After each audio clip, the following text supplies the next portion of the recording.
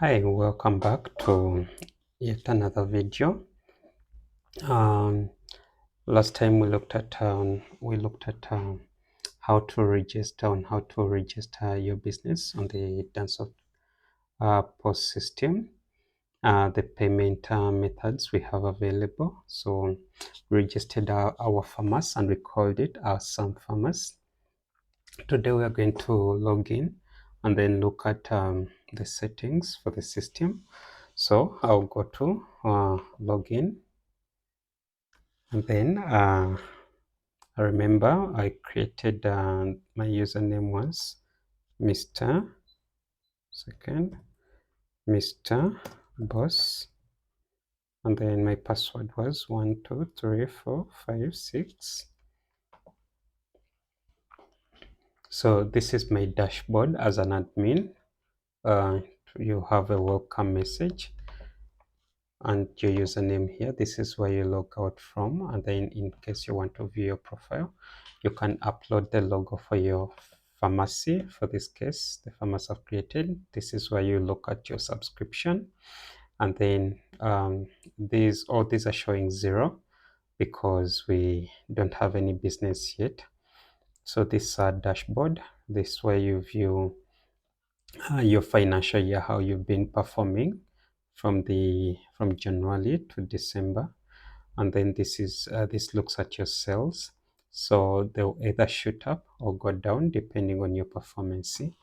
And then down it looks at the sales payment that are due for those people you're demanding that owe you money. And then the purchases, now this is from the suppliers, any payments that are due that you haven't paid. And then the stock alert, in case you set any products to alert you of the stock.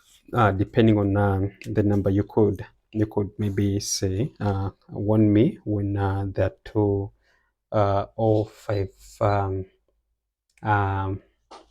pieces of quinine that are left, so it will be listed among these. Then the sales orders and the pending shipments. But I want us to mainly look at the settings for now, because we've just opened our shop, which is some farmers, and we've not yet set it up, so it's not yet functional. But let me first look at these tabs. Now this one is for the clock-in for your employees. When they come, they just have to click that button, and maybe I'll give a reason. Maybe if I'm late, I'll give a reason that maybe I first a lot of jam. Yeah, so this is like the clock-in note. The employee can fill in, or they can just leave it blank, and it registers the IP. So if this is, they could try to log in using their phones before they reach work. So since the system captures the IP, it will be capturing the IP of this specific computer at work. So in case they try to log in, actually you could lock the IP so that you can have them log in only, clock in only when they're at work. But still, it will show you that this time they used a different IP. Yeah, so when they clock in, the problem is not yet set. This is a new business. So when they clock in, it starts counting down the hours they're working for.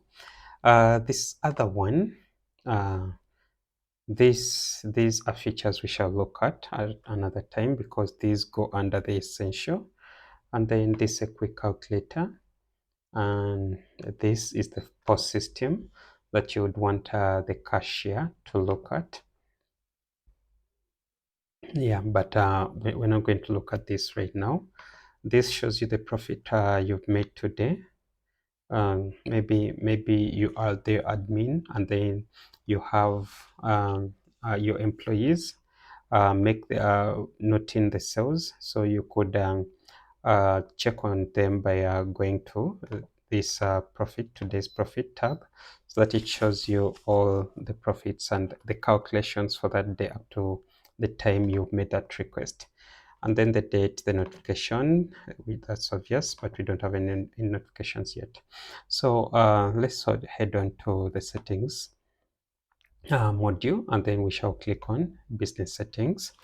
Let's look at uh, our business and then set it up. So these are the basics that we set up when we were starting. Uh, the name, our business name is Awesome Farmers, and it was started today. And this is the default percentage, profit percentage. Now this, let's say if you purchase maybe a box of quinine at 20,000, you could say for every box I just want to get 25% margin of every product. So it will calculate and be like, okay, if you bought it 20,000, then maybe you sell it. That's 25% of 20,000. Well, I'm not sure about our estimate. Maybe 25% extra from the 20,000 for this case could be maybe 200 and 225. Just, I'm not saying that is the correct one.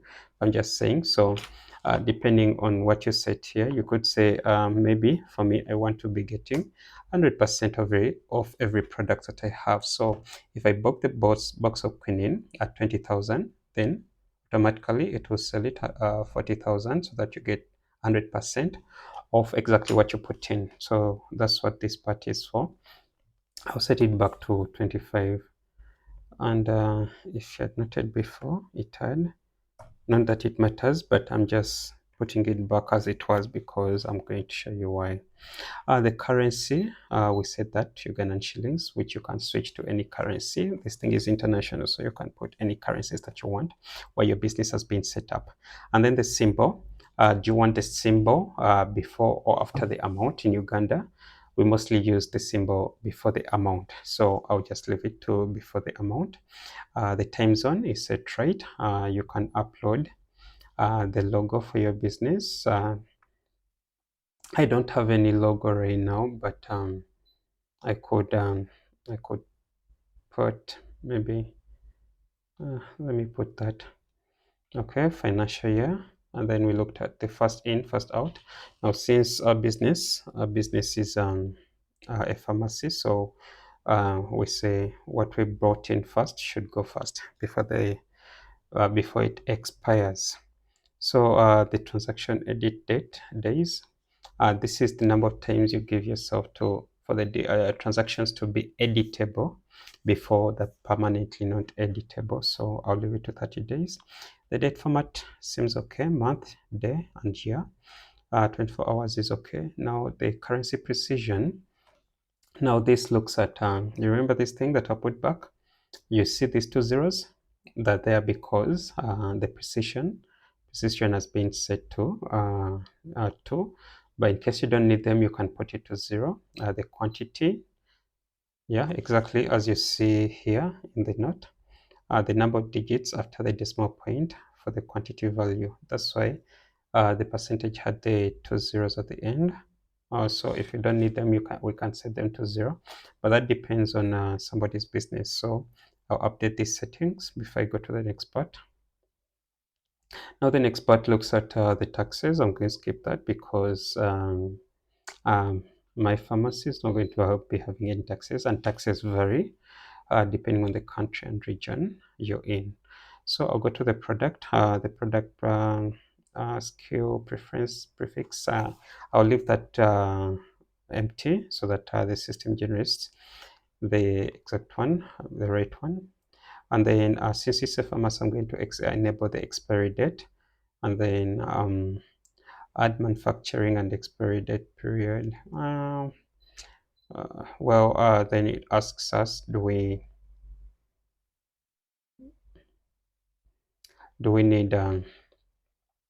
need to keep selling after the expiry date has been reached, or we should stop selling before the date? So for my case, I'll say I'll stop selling 5 days before the expiry date. So those products, I wouldn't sell defective products to my customers. Enable brands. Maybe we might need them. Enable categories and subcategories.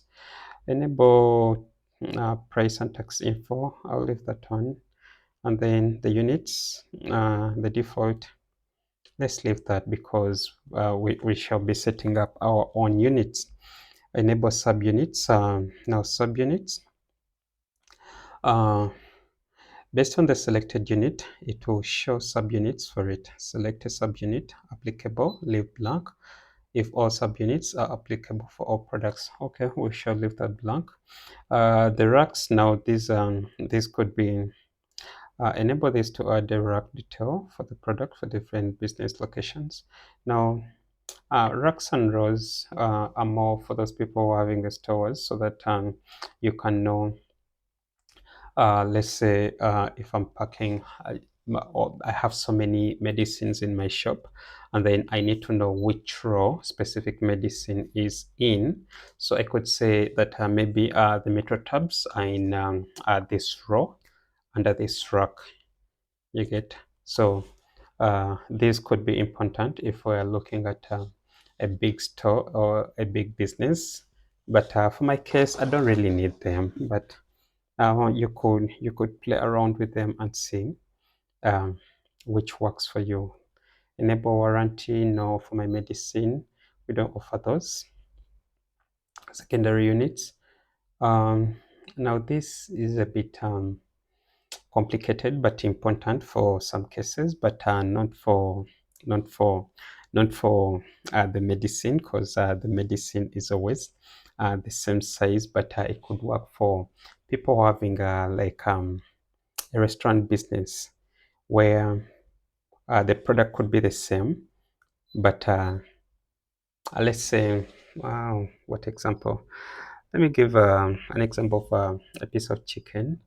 It's the same chicken, so you say a piece of chicken is, let's say, maybe 5,000, but then the cases where the piece is big, like way too big, so you could have secondary units for that bigger piece, so that it's one product, but then you have two different units for it. It's different from subunit, because subunit you could let's say, and this could apply to our business. Let's see, this could apply to our business where how we maybe purchase the medicine in cartons, boxes, big boxes, and then we can sell in smaller quantities, all in cartons. So we could choose to have the major units and then the subunits. So the two are different. The secondary unit, it's the same product, but the different sizes, and yet the other ones, the subunits, it's you buy in a bigger quantity, and then you will sell in smaller quantities of the same product. Yeah, so let's go down to contact. Now this one, if you set, let's say, 20,000, that means that that's the limit you can give a particular customer a product on credit. If you leave it blank, then you can give them any kind of amount on credit. When we go to the sales, the default discount, this would be setting the default discount for your customers. Let's say by default, the only discount I give is 10%. Default sale tax, this I'm not going to need because our business is not looking at taxes. So item addition, so this is for the POS side. Let's say if okay, let me just go to the POS so I can show you clearly. So it's saying increase quantity if already exists, or add a new row. So I'll enable this, increase the quantity. It will not work because we don't have any products in our system yet. But then the cart, when we're making a sale and we have a cart, if we say that increase the quantity, so every time I click on that product, it will just increase the quantity on our receipt. Let's say if my receipt had item and then quantity, so every time I click on that product, it will increase the quantity, so it will go to 2. If I click again, it will go to 3. But then if I say add another row, That means that let's say if my product was quinine, and then I clicked the product, it will add quinine times 1 as the quantity. So if I clicked again, it will add another row of quinine with still 1 quantity. So if I say add a new row, that means that on my receipt it will be adding quinine, quinine, quinine, quinine, and yet if I select this one, it will just be increasing the quantity. It will just say quantity, now it's 2, quantities 3. So basically that's what that part means. We shall look at it when we go to the post part. Amount round off method. This we don't need to round off because we're dealing with money, and in Ghanaian shillings, since the amounts are bigger, this would work if maybe you're looking at US dollars, where you can choose to round off the cents to the nearest dollar, but ours shall be none. Sales price minimum. Let me see if this is enabled on the post sales. Okay, you cannot set the price below. Okay, now for this part, you can set a price of the products, but then allow maybe the cashier to to to to to reduce the products, but then you can set um, the price that you're going to set as the minimum selling price, so they cannot be able to go anywhere below that. And then when you go to overselling, let's say if you set a price of a product maybe to 20,000, and then that product is out of stock, so that person, but then okay, the system says they're out of stock. Maybe you're having a store and they're still at the store, but you have a customer here. So the system will allow you to make the sale of that product, even though you do not actually have it at that moment. This is good for businesses where you have to get a product from the neighbor that you don't have at the moment.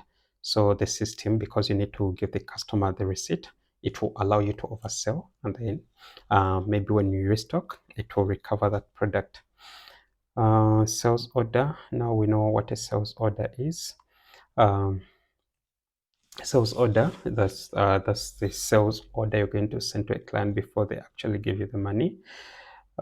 Is payment term required? Now the payment terms, those are looking at at your customers where you've had maybe an agreement where they have to pay maybe monthly or yearly or on subscription basis. So when it's enabled, then that part will be enabled. The commission agent. Now this is for those people who are going to sell on your behalf. Maybe you've put up sales agents, and then you can either allow them to log in, and you can use the logged in user, or you can select from the commission list. Now you can use your own employees as commission agents, or you can actually create accounts for you can make the users that you already have as commission agents. You can select from the list, or this actually you can use the currently logged in user, which is myself, or you can select from the list or from the commission agents list. For the commission agent list, you can create it under here in case you're going to have any people that are working for you on commission. So, and then you can be able to set whether um, they'll be getting the commission from the value of the invoice. Let's say maybe if you told them that they'll be getting 10% of the value of the invoice, or you can give them commission only when the payment has been received from the invoice. Is commission agent required? This way you enable them from the payments. We don't need to look at. So when we go to the POS, Now this POS is this part here for the cashier. You can set the shortcut buttons that you would want, maybe the quick checkout, the cancel order. You set them right as you want, and then you can go to these other settings where you can enable or disable the mode per pay. The mode per pay, we shall look at it, but I'll give a simple overview over it. Mode per pay, the instances where a customer is going to have less cash on them, but when they have maybe mobile money, so they can choose to pay what they have as cash, and then the balance can be paid as mobile money. So if you enable this, that option will be enabled. Show product suggestions. Yeah, don't show, oh, this don't show product suggestions. So when you type in the search bar, let's say if I'm looking at for quinine and then I just put a Q, it will show me the suggestions of all the products that are having the Q plus their prices. So if this is disabled, it will not be able to do that. So you have to type the whole name of the product. Order tags, we are not looking at that. Enable transaction date on the POS system. Yeah, that we can enable. It's direct. Is service staff required? Now this is only for the restaurants, mainly for the restaurants. Other people can use it, but I won't look at it since we are looking at a pharmacy. Show invoice scheme. Well, invoice scheme, this would look at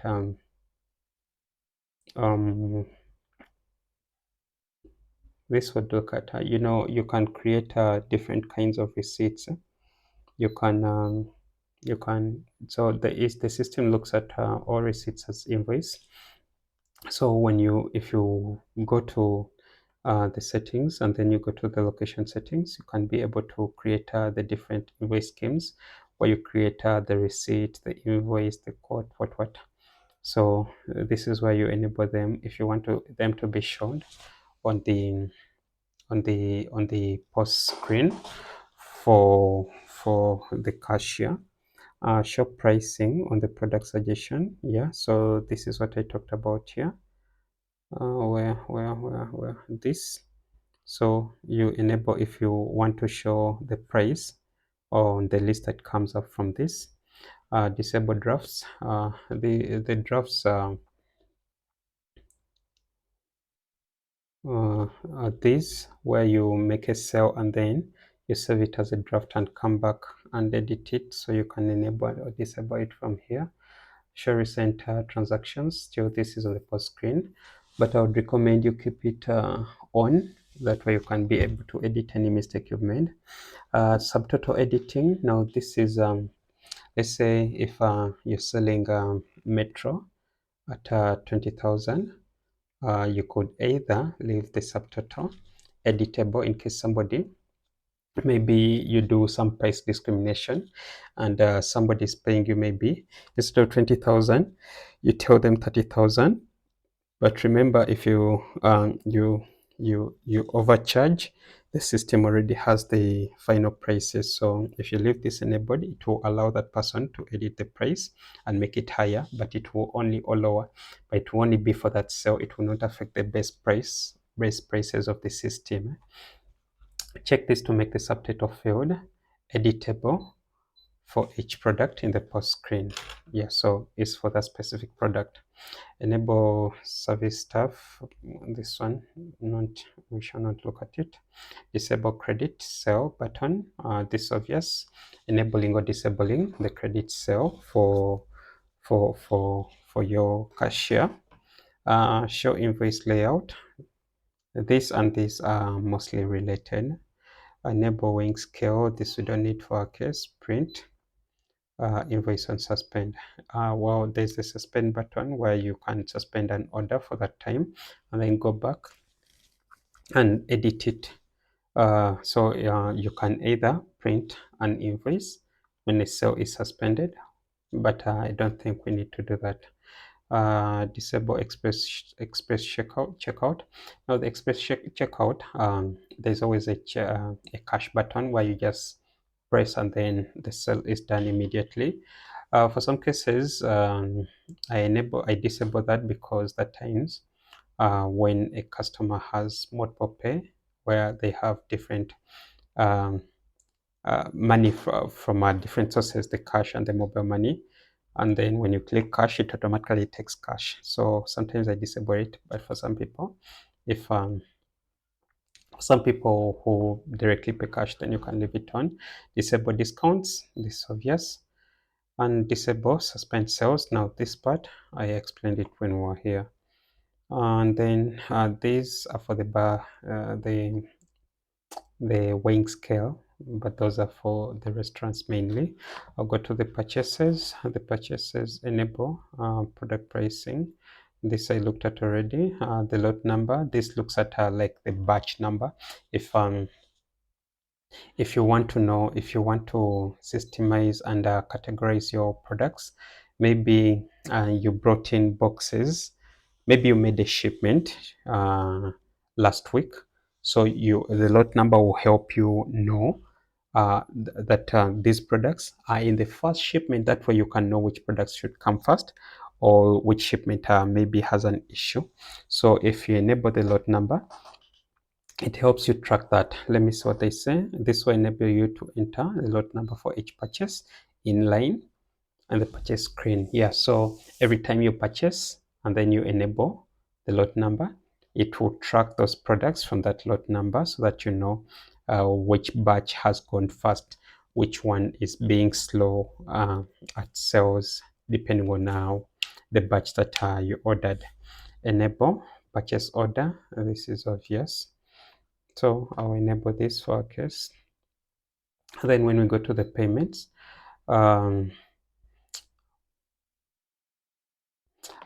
this looks at how you would want your cash denominations. So we could say like hours, we shall be like that, 3 zeros. The comma comes after 3 zeros. For some people, it's after 4 zeros, but for our case, we shall go with that. And then enable cash denomination for POS screen. Well, if you want, if you're having like a POS machine where you calculate, like you want to know exactly the notes that you have, then you would look at this, enable cash denomination for payment methods. Well, this you can enable if you really want to categorize your money, maybe the coins alone, the 550 shillings notes alone, the 20,000 shillings notes alone. So this would do that. Well, you could do it for cash, you could do it for money that is received for the card, but for our case, no, we shall not do that. Well, the dashboard will look at view stock expiry for, maybe you can say 30 days or 15 days. Then it will show you all the products that are going to expire within that time. I'll go to the system. This looks at the theme. Have I been saving? No. Okay, this looks at the theme or the business. Now this color has changed, but I think I prefer the way it was. Okay, I can't see it anymore. Okay, so where were we? We are here at system. Default, the type of pages. By default, how many pages on the list you would want to see. By default is at 25, the prefix. For each category, those I mainly leave as default. The SMS and the email, these I'll skip. The reward points look at the loyalty you have with your customers. In case you enable them, you can display the name of those points, just like the MTN offers the thank you points. So I could also call them thank you points. Yeah. So here you can state and saying amount spent per point. I'll put 1000. Minimum order to be rewarded. The order should be at least 50,000 for you to earn any points. And then the maximum points you can have at 20 per order. Yeah, so now this looks at the points worth, the upper part. Now this is the redeeming part. Redeem points, redeem amount per points. Alright, amount spent per points. Okay, yeah, so this one we're looking at if you set it to 10, then every 10. Okay, yeah, this looks at like how much do I have to spend to earn a point. So I'll say every time you spend 1,000 shillings, you earn a point. So amount per point, then we shall say every point will earn you 200 shillings. Minimum order to redeem a point. So here the minimum order to be rewarded a point has to be 50,000. So if you spend, no, let's lower that. If you spend 20,000 and above, you earn these points. So for this case, if this person spends like 20,000, they'll earn about 20 points. Yeah, and then you can only get 20 points per order. Let me increase that to 100. Yeah, so they can only let me explain the upper part. So every time somebody spends 1,000 shillings, they earn a point.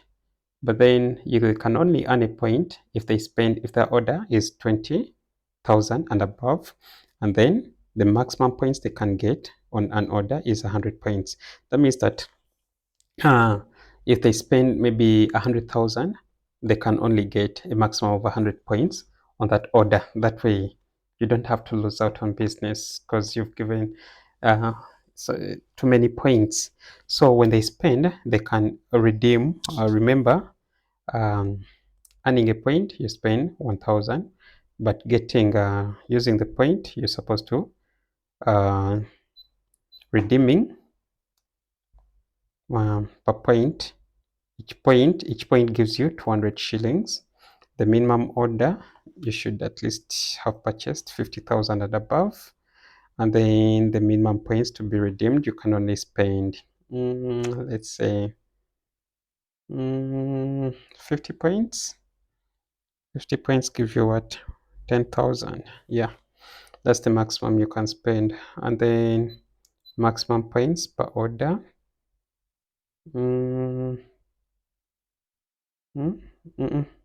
Let's set the minimum to, you can redeem minimum points 10, and then the maximum, let's make it 50 so that they don't get too many discounts. And then you can put an expiry. Let's say those points only expire after 3 months, but for our case I don't need them to expire. My customers are good. So the modules, these you can enable what you want.